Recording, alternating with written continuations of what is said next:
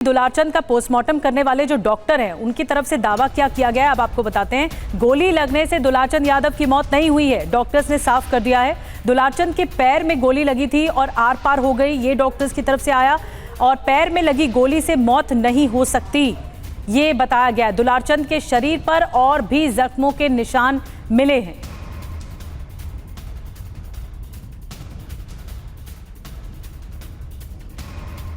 और जो पीएम पूरे बोर्ड के 3 लोगों ने किया है तो पूरा हो चुका है और रिटर्न रिपोर्ट जब तैयार होता है। जी, ये गोली पैर में लगी हुई है, लेकिन वो गोली जानलेवा नहीं है। पैर में लगी है, गोली आर पार है। तो दुलारचंद की मौत पर डॉक्टर ने क्या कहा है, जिसके बाद इस केस में नया मोड़ आता दिख रहा है। गोली लगने से दुलारचंद यादव की मौत नहीं हुई, ये बयान दिया गया। दुलारचंद के पैर में एंकल जॉइंट के पास गोली लगी, जिसकी वजह से मौत हुई है। दुलारचंद के पैर में लगी गोली आर पार हो गई। इस तरह की गोली लगने से मौत नहीं हो सकती। शरीर पर कई और तरह के जख्म के निशान भी मिले हैं।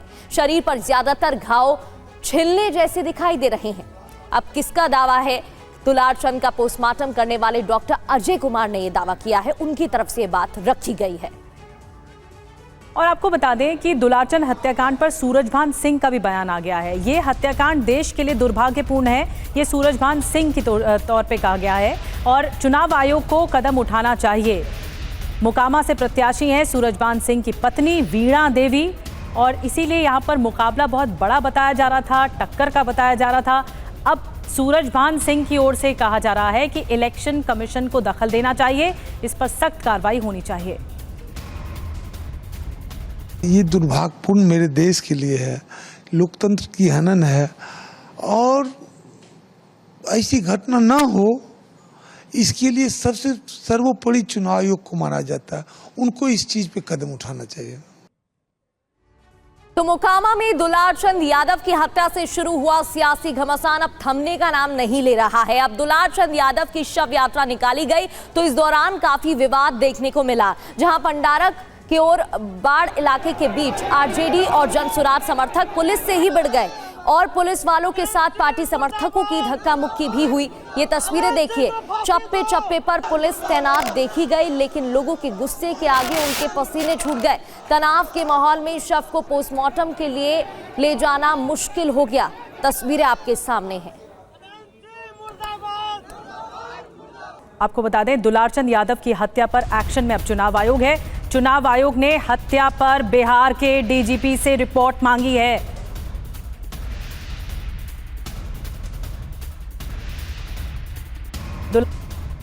और आपको बता दें कि इस मामले में डीजीपी से रिपोर्ट मांगी गई है। चुनाव आयोग ने हत्या पर, इस हत्याकांड पर बिहार के डीजीपी से रिपोर्ट मांगी है।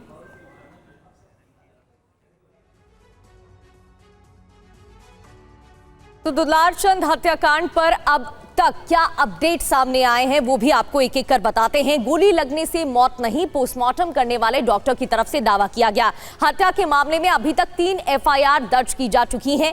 एक्शन में चुनाव आयोग है और मामले पर डीजीपी से रिपोर्ट मांगी गई है। शव यात्रा में भी पुलिस से झड़प हुई, कार्यकर्ता समर्थक भिड़े हैं और इस पूरे मसले पर अब एक्शन दिखाई दे रहा है।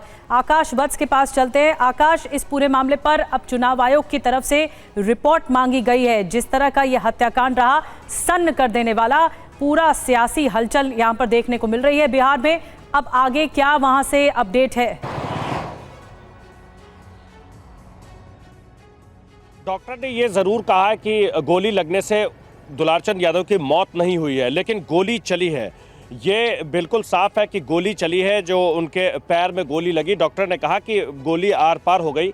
अब सूरजभान सिंह जो कुछ भी कह रहे हैं वो यही कह रहे हैं कि आखिर गोली कहां से चली, गोली किसके तरफ से चलाई गई, गोली चलाने वाला कौन था, क्या वो अनंत सिंह की पार्टी से कोई था, क्या अनंत सिंह का कोई समर्थक था, या फिर वो जनसुराज के काफिले में शामिल था, जनसुराज की तरफ से कोई था जो गोली चलाया, गोली क्यों चलाया। एक और सवाल है कि टाल के जिस इलाके में ये घटना हुई, टाल के जिस इलाके में जनसुराज और जेडीयू के कार्यकर्ता समर्थक एक दूसरे से भिड़ गए, आखिर उसी जगह पर में ये घटना क्यों हुई। वो बहुत सुनसान जगह है, उसके आसपास आबादी ना के बराबर है, उसके आसपास कोई गांव नहीं है। हाँ, एक गांव ज़रूर है, लेकिन वो भी 2.5 से 3 किलोमीटर दूर है। तो अब इन सारी बातों को लेकर, इन सारी चीज़ों को लेकर प्रशासन भी मुस्तैद है, प्रशासन भी सजग है। एक एक चीज़ों को लेकर के जांच की जा रही है, दोनों तरफ से FIR दर्ज कर ली गई है। मैं अभी भी मोकामा के उसी टाल इलाके में हूँ। हालांकि आज कल की तुलना में आज बिल्कुल शांति है, कहीं कोई नहीं है, कहीं कोई सड़क पर में भी नहीं है। लोग अभी इस पर में बात करने से बच रहे हैं, बात नहीं कर रहे हैं लोग। लेकिन पुलिस के सामने एक सवाल तो है कि आखिर गोली किसने चलाई, गोली किस तरफ से चलाई गई, वो गोली कैसे दुलारचंद यादव के पैर में लगी, इन सारी बातों का जवाब अभी सामने नहीं आया है। साथ ही पोस्टमार्टम रिपोर्ट भी सामने आना है। पोस्टमार्टम रिपोर्ट के सामने आने से ये पता चलेगा कि आखिर दुलारचंद यादव की मौत कैसे हुई। गोली लगने से मौत नहीं हुई तो फिर वो मौत कैसे हुई, क्या वो हार्ट अटैक मौत है या फिर वो मौत कैसे हुई, ये सब कुछ एक एक करके आज सामने आ जाएगा। आज उम्मीद है कि कुछ देर के बाद पोस्टमार्टम रिपोर्ट भी सामने आ जाएगी। और अब पुलिस प्रशासन के लोग, पुलिस खास करके जगह जगह पर में छापेमारी पुलिस की तरफ से की जा रही है, लोगों से पूछताछ की जा रही है, एक एक करके ये जानने की कोशिश की जा रही है कि उस जगह पर में ये घटना क्यों हुई, क्या उस घटना को लेकर के पहले से कोई प्लान था, क्या उस घटना को लेकर के कोई खाका तैयार किया गया था दोनों तरफ से। दुलारचंद यादव को लेकर के एक और बात कही जा रही है कि वो पहले आरजेडी समर्थक थे, अचानक ही वो जनसुराज की तरफ कैसे आ गए। पीयूष प्रियदर्शी कह रहे हैं कि उनके वो चाचा थे, वो उन्हें कल भी बात कर रहे थे तो कह रहे थे ये हमारे चाचा थे, बहुत रो रहे थे। वीणा देवी भी रो रही थी। कल देर शाम उनका अंतिम संस्कार किया गया। अंतिम संस्कार के वक्त में पीयूष प्रियदर्शी जरूर शमशान घाट पर दिखे, लेकिन वहाँ वीणा देवी नहीं थी। तो कई तरह की बातें हैं, कई तरह के सवाल हैं, जिन सवालों का जवाब अभी सामने आना बाकी है। बिल्कुल, और जिस तरीके से आरोप लगे थे फिर पोस्टमार्टम रिपोर्ट सामने आने के बाद उन पर भी सवाल खड़े हो रहे हैं और अब इस मामले में सियासत भी तेज है। बहुत बहुत शुक्रिया आपका जानकारी देने के लिए। तो पूरे मामले में सियासत हो रही है। दुलारचंद की हत्या पर तेजस्वी यादव ने बयान दिया है, लोकतंत्र में हिंसा की कोई जगह नहीं है, ये बयान दिया गया। हथियारों से लैस वाहनों का काफिला कैसे घूमा वहां पर, प्रशासन ने अब तक सख्त कार्रवाई क्यों नहीं की, ये सवाल भी उनकी तरफ से उठाया गया। दुलारचंद हत्याकांड में अब कई सवाल खड़े हो रहे हैं। प्रशासन ने सख्त कार्रवाई क्यों नहीं की, ये सवाल पूछा। लोकतंत्र में हिंसा की कोई जगह नहीं, तेजस्वी यादव का बयान।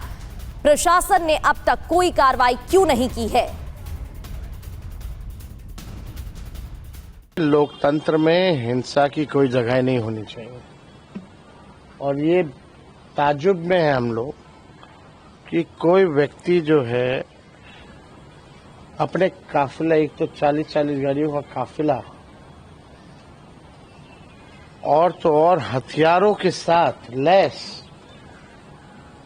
कैसे घूम सकता है। इलेक्शन कमीशन क्या कर रही है, प्रशासन क्या कर रहा है, अब तक क्या कार्रवाई की गई है। तो तेजस्वी यादव को आप सुन रहे थे, सवाल उठाए गए हैं इस पूरे हत्याकांड को लेकर। अब दुलारचंद हत्याकांड, अब तक इस पूरे मामले पर एक्शन क्या क्या हुआ है, आइए आपको बताते हैं। FIR जो दर्ज हुई है दुलारचंद के पोते की तरफ से की गई, अनंत सिंह समेत कुल 5 लोगों को आरोपी बनाया गया है इस FIR में। जो दूसरी FIR हुई उसमें अनंत सिंह की तरफ से दर्ज करवाई गई मामले में 6 लोगों को आरोपी बनाया गया है। इसके अलावा तीसरी FIR पुलिस ने घटना को लेकर मुकदमा दर्ज किया है और वीडियो के आधार पर इस मामले में 2 आरोपियों को गिरफ्तार बनाया गया है। तो कई मुकदमे इस मामले में दर्ज हो गए हैं, कार्रवाई शुरू कर दी गई है और हर पहलू से जांच की जा रही है।